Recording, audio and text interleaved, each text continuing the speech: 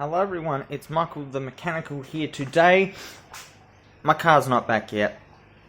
Okay, no, I haven't received my car back, and it's been away for about a month. It's almost a month. It's been about 25 days almost, minus 2 days I think. So 23-ish days I think, because it got there on the 2nd of this month. It's the 25th today, so it's 23 days. It's been there, essentially. Or maybe we can say 24 to some extent. But, yeah, they've been busy with other cars. I only just heard that the reason they stopped working on my car is because they thought they finished another car, and the other car has an oil leak. Guess what, guys? It just goes to show you that professionals make mistakes too. And the same problem that I had with this car here in an oil leak is the same problem they had. They put the car together, rebuilt the engine, put it together just like this one, and this one has an oil leak, most likely at the front crank seal, most likely. Not necessarily it's always there, but there's a possibility of it being there. They have the same issue, and they got to pull the car all apart again just to fix one freaking annoying oil leak. So I'm just saying, professionals make mistakes too, and that's why they stopped working on my car, because they made a mistake and they got to fix it. Simple as that. But I still have faith in them, and I still have faith in myself. The thing is, depending on your emotional state and your mental health, you are going to make more mistakes when you're not in the right frame. So I'm going to make this video and say that there. Now I want to get to the next part of why I wanted to make this video. Recently, the Peter Malinauskas government, Labour Party, this year, have announced recently about this plan to build electrolysis plant for hydrogen, as well as a turbine to burn off hydrogen gas to produce power for the state. And any excess they're going to sell. But I already seen a huge problem with it, and I've recently called up the party to let them know to go and look into Toyota's technology. Now, people might think I'm a dummy and I don't know my cars and I don't know my stuff. Well, I don't know everything. That is the truth. I don't know everything. But as I said to my mum, what car are you driving, Mum? Toyota. That's a Toyota right there in front of us. And Toyota have only recently damaged their reputation. Toyota. Yummy Toyota.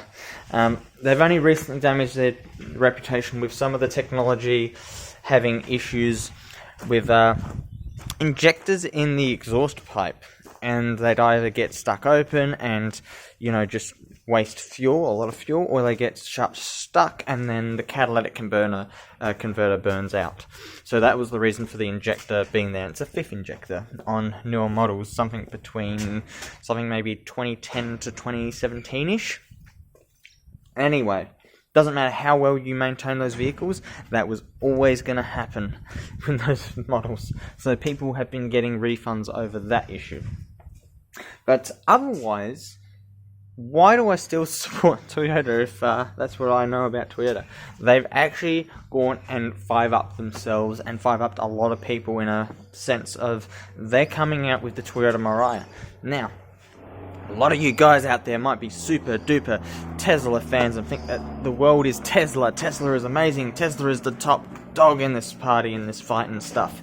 But Tesla is only a leader in getting us onto the right path in being renewable and green and stuff. They're not the greenest, and they are still only just on par with a lot of these older cars with the emissions productions, because here's where the most of the emissions are produced, in the battery manufacturing. The Engineering Explained does this. I'll see about putting a link in the comments below, in the description below later, and what I'll be showing you is essentially that link where they tell you about the emissions productions over 5 years. And there's the cat across the road there. The emissions production over 5 years is on par to one another. So you need to own a Tesla for 5 years before you start getting the green side of the car. But when you have to replace the battery, then what? It's going to be in 10 years' time, you're going to have to replace that battery. Is it just going to go into that cycle of it's on par with a combustion car? It's on par with most modern cars, essentially. It's not necessarily on par with mine. Mine is too old of technology. It's old. It's not worth looking at in that same way. But the thing about the Toyota Mirai and how it's produced, the production value of emissions and stuff would be about on par with your generic car manufacturing, because it doesn't have the big ass batteries that are producing lots of emissions. So you end up basically at the same cost as it is to make a car. The only catch-20 here is that even though you're not going to be producing as many more emissions, it's going to cost more. Now, where are the cost values? The cost is in the technology. The cost is in the materials. I think they have some nickel and some copper and some other stuff in the little fins and things that allow the gases from hydrogen to flow over these plates in order to realign the neutrons and protons. They do this to generate power on the go, and this is why it outclasses Tesla, because instead of turning a combustion engine to generate power of any sort, like combustion to turn the wheels, engine rotation to turn wheels, they use plates to realign protons to then put power straight into an electric motor. And these special cells are designed in such a way that they are producing the maximum power potential to get the car moving. And you only have a standard car battery, not even to start it. It's just to produce the power. And that's it. And then the battery just monitors your security, runs your computers, and just gets the thing going. And that's it. The Toyota Mirai is a technology that is just amazing. It is something that I'm like, if we had the infrastructure here, I'd want to buy one. But I can't afford one. That's the reason I wouldn't tell people to buy one right now is there is no infrastructure to fuel the car. You'd have one, it'd sit in your driveway, and you'd have to push it around everywhere. That is why it's not a good idea to just go and buy one. It's something where if the government really looks into it, they can come up with a plan with Toyota to help them get their cars here sooner, and maybe even give government incentives for people to buy the cars. But at the same time help them achieve their goal of producing, the fuel and stuff, producing their cars and making that money in one sense, while in the other sense the government wants their power plant and they want their, electrolytic cells or something to produce hydrogen. But they can replace their turbine technology with the technology that's in the Toyotas. And the government can give an incentive to people to buy the Mirai, and the government can help Toyota to get their facilities here and get everything working. So then we have infrastructure, and then Toyota has their business succeeding in a way that it's amazing, because then the cars can exist here, and we're already pushing to make our state one of the greenest states already. Here's why it is the best idea to start with those cars and stop looking at Teslas. They are a waste of money, they are way too expensive, and they are not innovative anymore, because the only thing innovative in the Tesla, it's not the batteries. The batteries are getting better and better, but we don't need batteries. We've got power generation in the form of electrolysis and hydrogen. That produces your power on the go, and it gets you more mileage than you can get out of a battery which weighs a couple 100 kilos. And only has a half-life of about 5 years minimum to maybe 15 years. And I know they're improving the battery life, so that's a good thing. That's one good thing to look at about the batteries. But the only thing innovative really in the Tesla is their technology of their motors and how they're built and how they put out more power than most others. There's people who have opened those engines up and been amazed with the kick that they have and the secondary systems and stuff, and how those motors are built. They're amazing inside. The battery technology is getting better, but it's not, innovative and greener. And no, it's not green enough, really.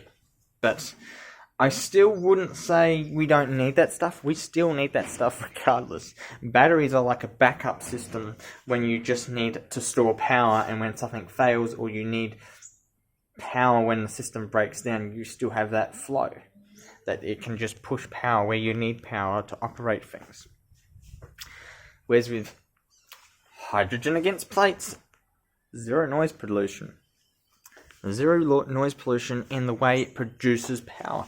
Zero pollution in the sense that it doesn't produce any really, really bad emissions in the use of power production.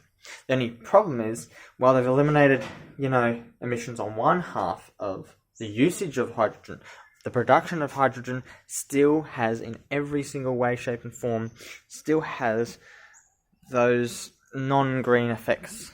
I don't know the right words for it, but then it's not green in the sense that it still produces, in some cases, not methanol, is it? I don't know what the gas is called from cow manure. In one case, is that. In another case, when you're trying to produce it, you're using a lot more power to produce and use electrolysis to create hydrogen. I don't know the terminology off by heart, and I don't know all the stuff off by heart. I just have a visual idea of what it sort of looks like and where things are coming from. So when you're using power to make power, that's expensive, and the power has to come from somewhere. The question is, where does the power come from? They're planning on using what's on our roofs to generate the power.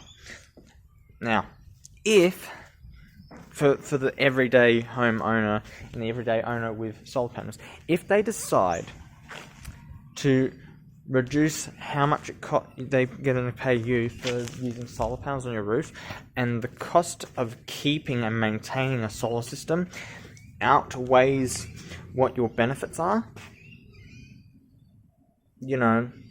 if you literally have the benefits be in the negative, you're not benefiting, you're losing. A system on your roof is designed in some ways to make you lose. And if they're exploiting us for that, in order to make money elsewhere as well, they're taking money from you because they've put them on your roof, and they're taking money from you to fuel your cars.